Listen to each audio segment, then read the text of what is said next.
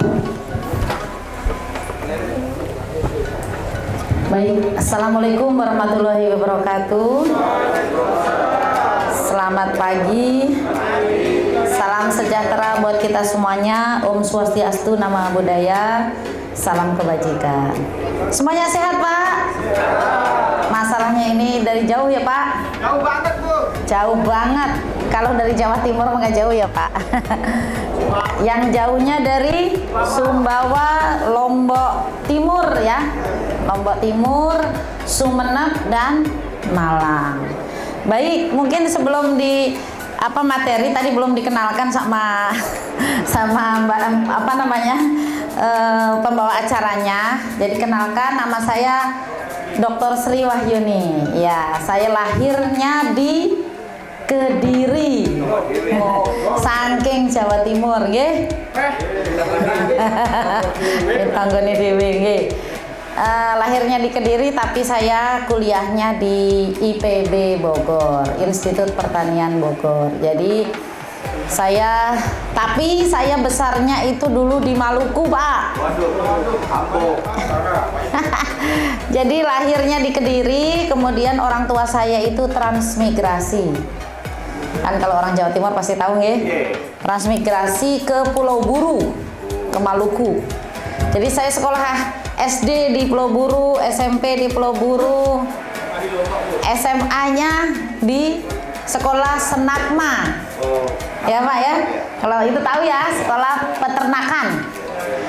Kemudian saya dapat PMDK kuliah di IPB.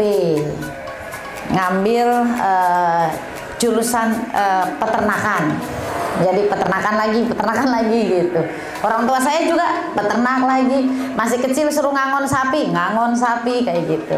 Jadi kemudian saya S1 saya, jadi saya dari S1 saya 2. Saya juga pernah kuliah di Malang, di Stigma, sekolah ini di ekonomi di Malang. Kemudian saya juga lulusan agribisnis IPB.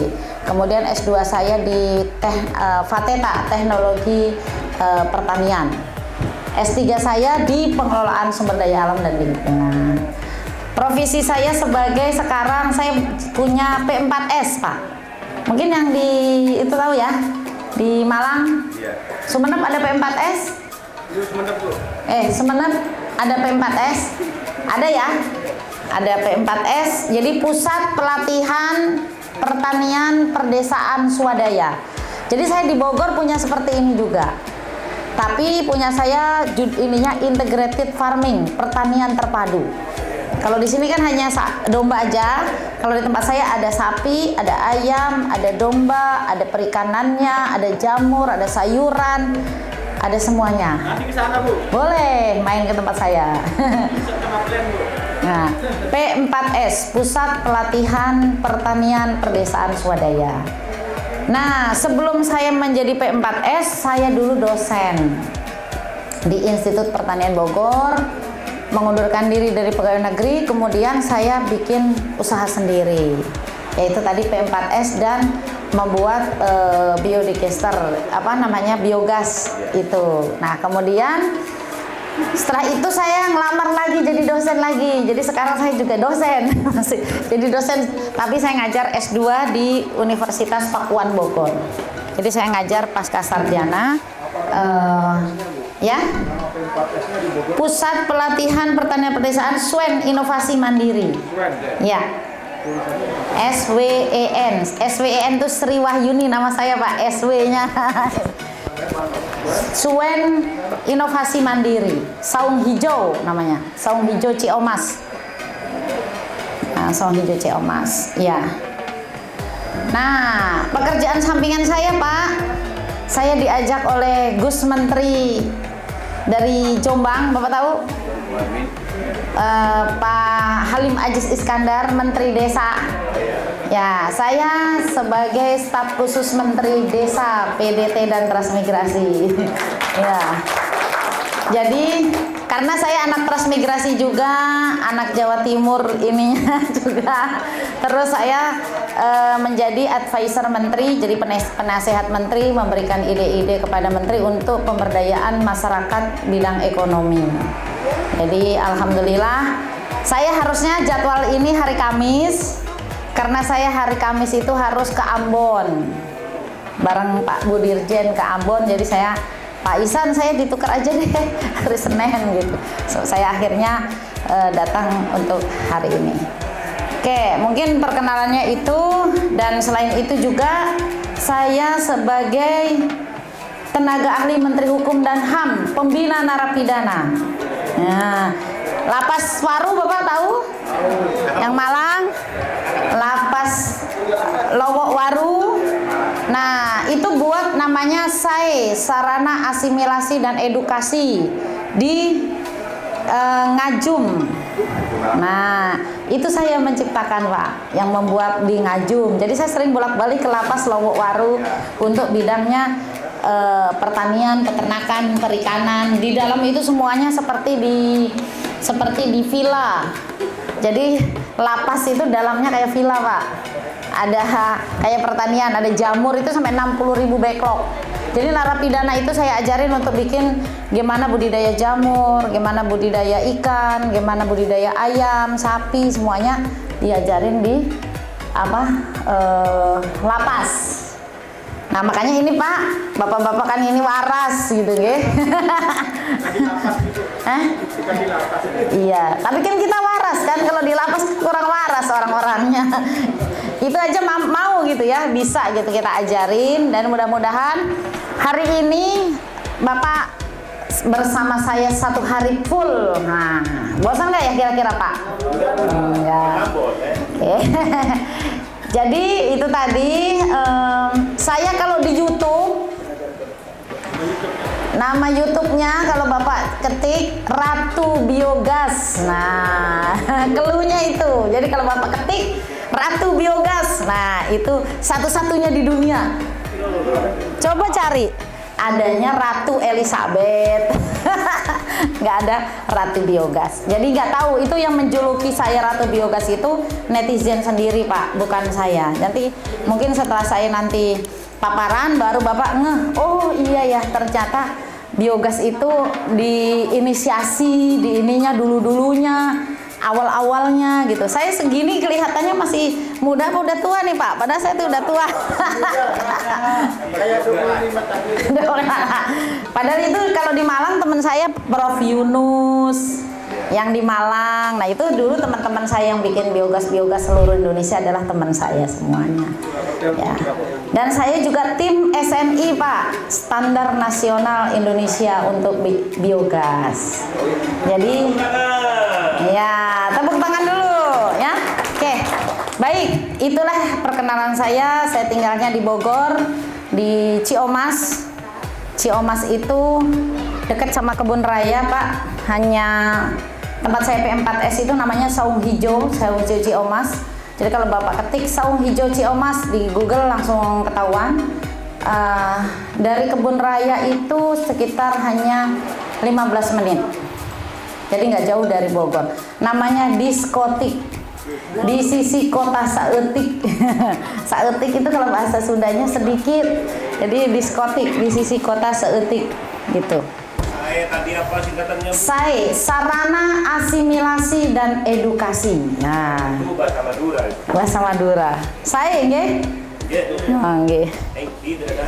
Nggih. Saya bisa Madura juga, Pak. Ambu gelung akan nasi. Ini kan udah oneng. Ya. Paman saya juga tinggal di Madura, Pak.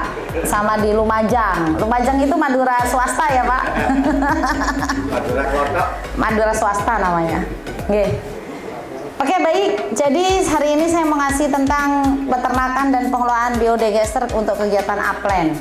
Jadi Pak, saya sudah keliling kemarin di Banjarnegara, saya sudah ke Probolinggo, Purbalingga, Jawa Timur, Purbalingga, saya sudah ke Garut, saya sudah ke Tasik, saya sudah ke Subang, saya sudah ke Magelang. Nah, tinggal ke tempat bapak-bapak yang belum, ya kan? Saya nanti harus kemana nih? Sumba?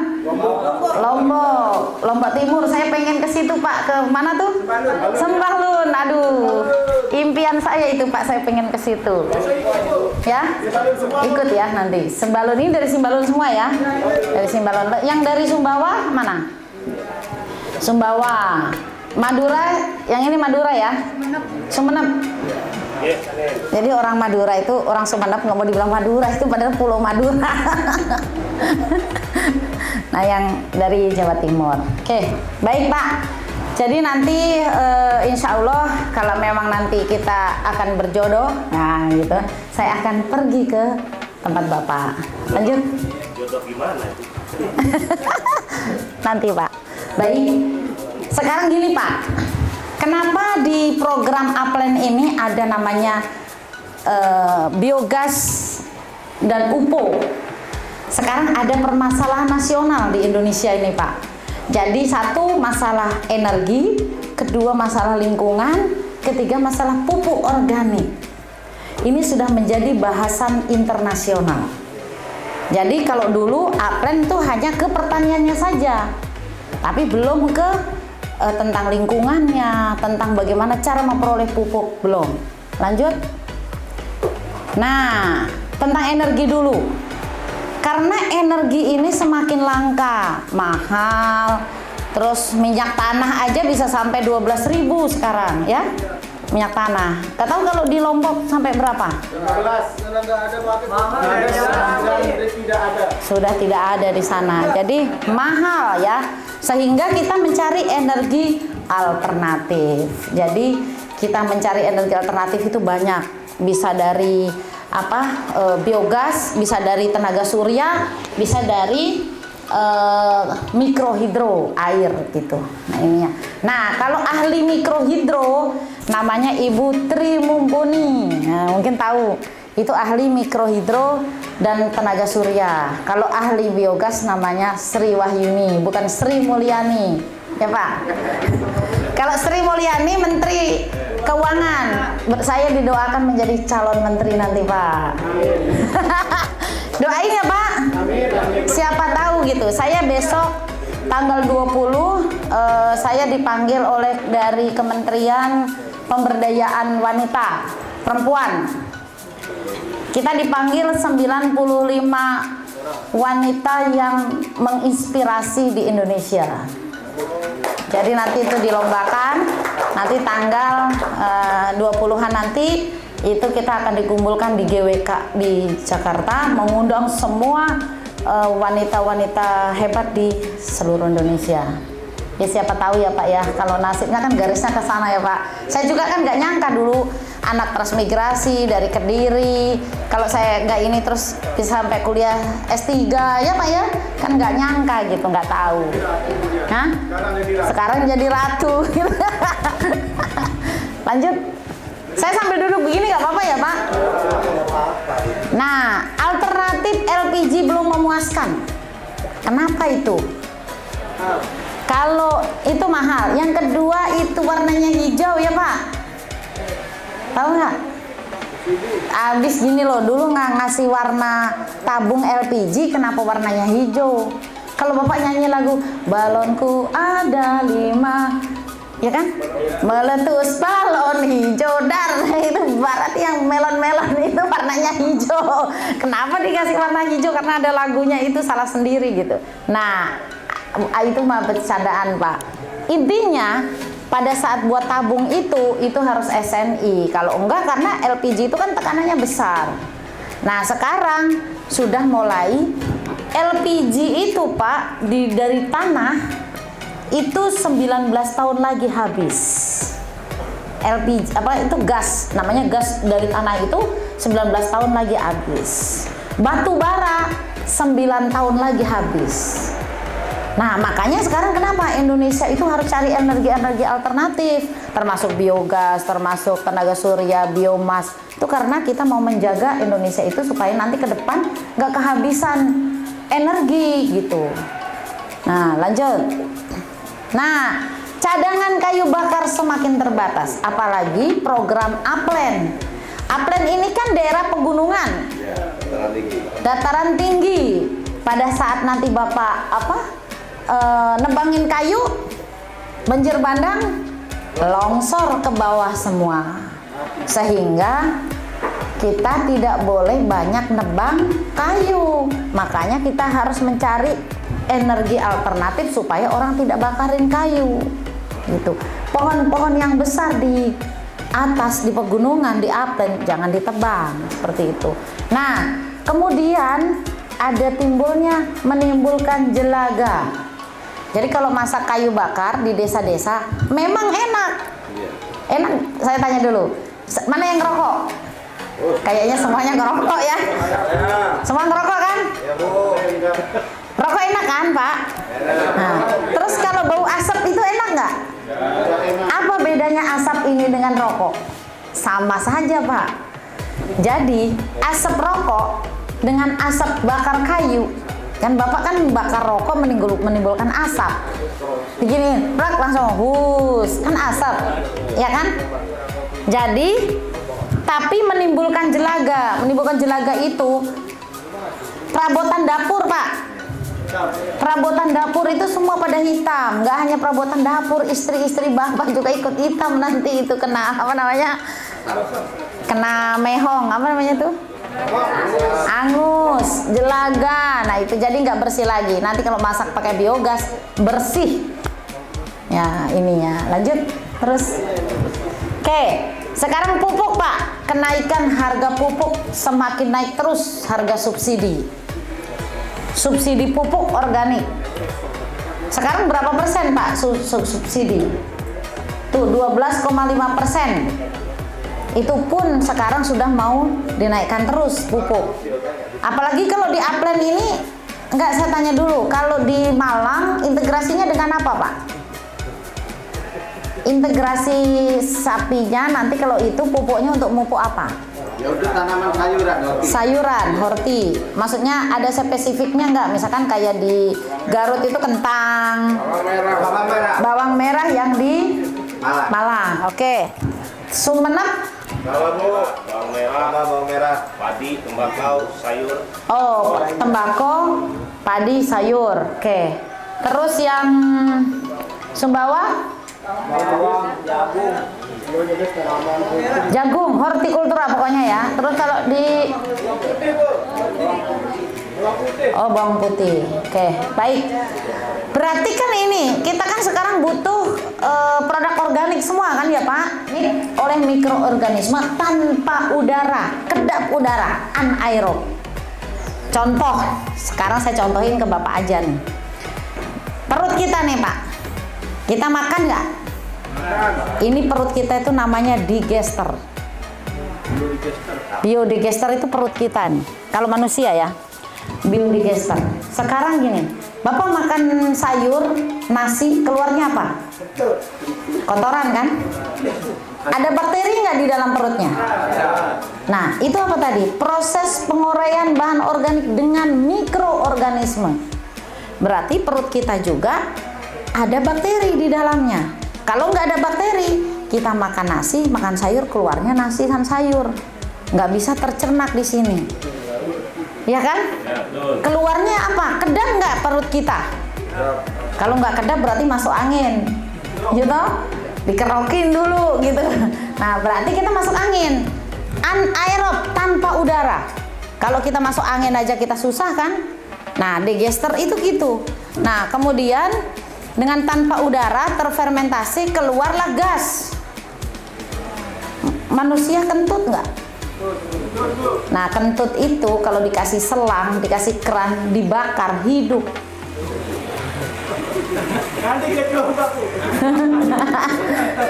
Iya kan? Kasih itu, dikasih keran, dikasih selang, dibakar hidup.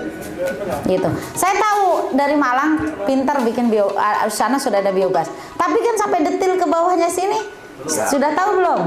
Belum tahu. Nah, di sini harus ketemu saya dulu, Pak, gitu. Saya kemarin ketemu sama kepala dinasnya, soalnya kepala dinas Malang. Pak, jadi gitu ya. Anaerob. Nih, sekarang gini, Pak. Semua orang kalau disuruh bikin biogas bisa.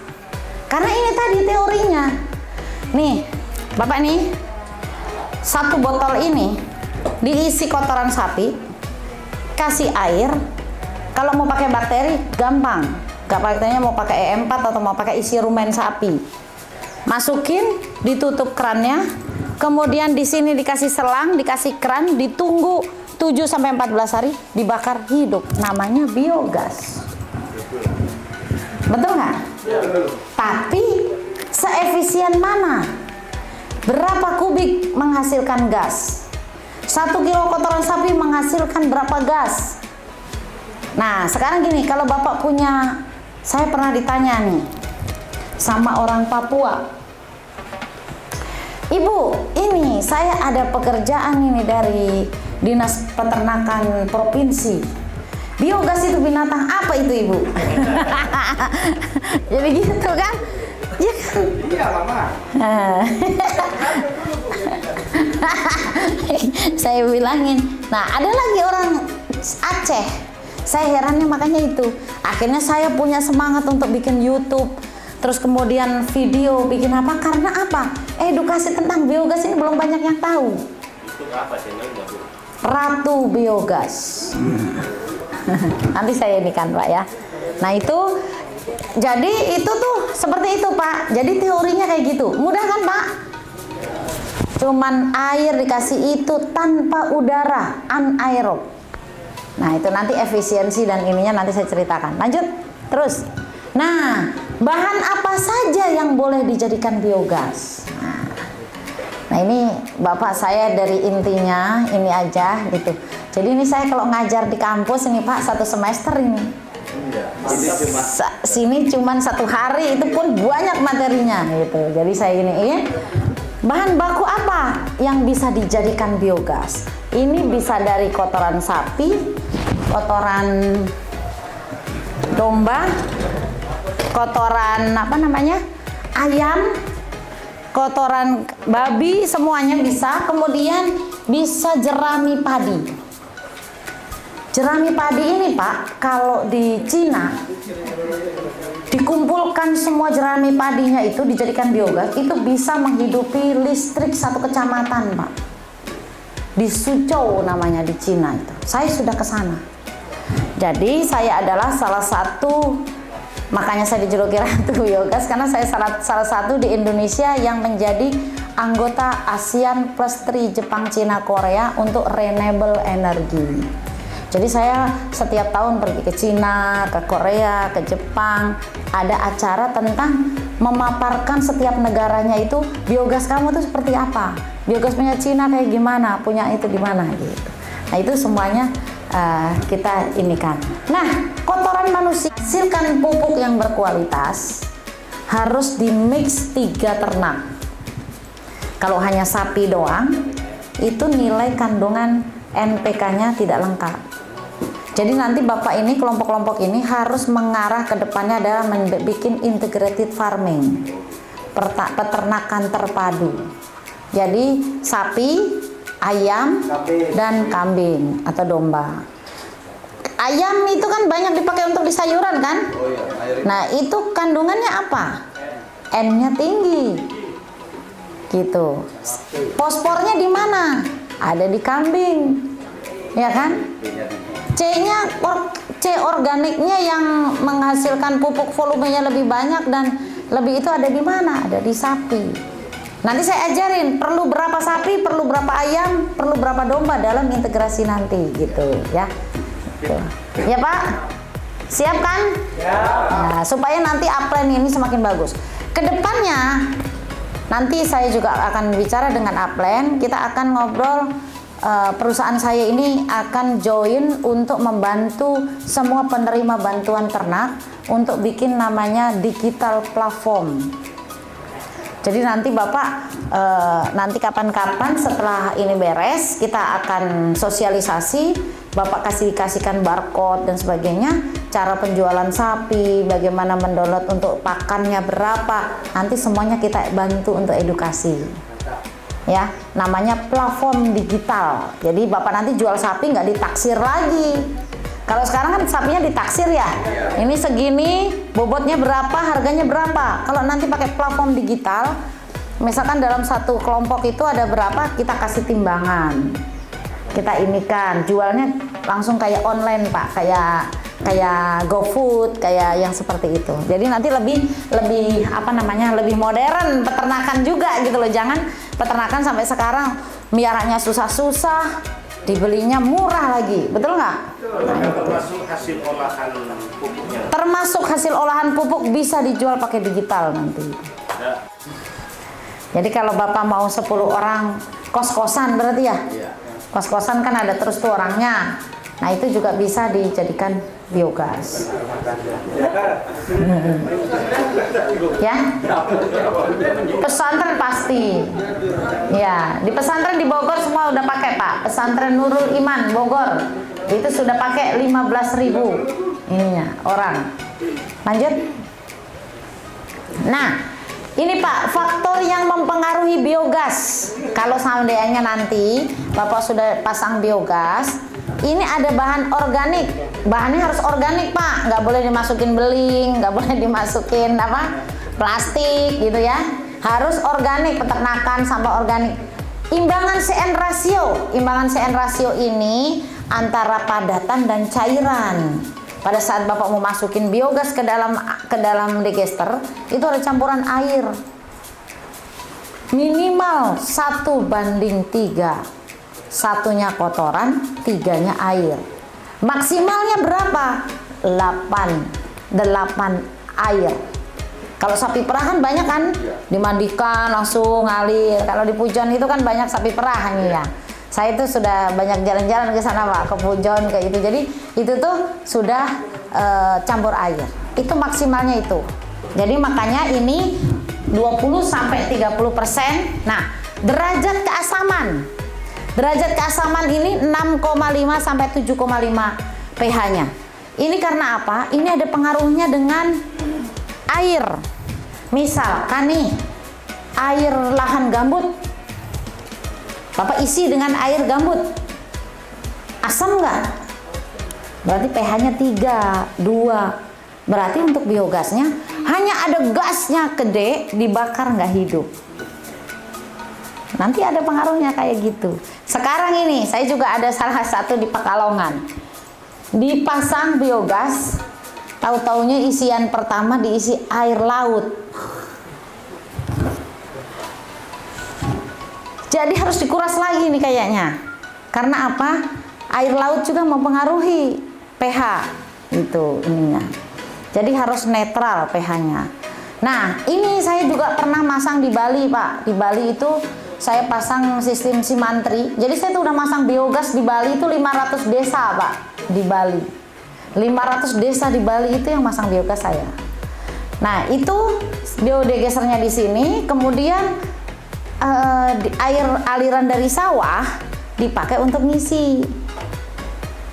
Sampai itu tuh, Bu, ini gasnya besar tapi nggak dibakar, nggak hidup. Saya ke sana, saya masih bingung ini dari mana. Ini saya mau nanya airnya dari mana, saya belum ngomong. Akhirnya saya suruh kuras. Udah dikuras, isi lagi, masih kayak gitu lagi. Terakhir baru saya tanya, Pak, mohon maaf, kemarin itu diisi airnya dari mana? Dari air itu Bu, apa? Sawah. Aliran apa namanya? Irigasi. Padahal di atasnya itu disemprot. Habis semprot kimia, ya kan? Masuk ke dalam. Oh, kalau begitu gini Pak, dikuras lagi, nanti jangan diisi air itu lagi. Itu sampai 3 kali Pak. Habis itu diisi air biasa, langsung hidup itu bahagia itu kelompok petaninya di Tabanan. Nah itu Pak.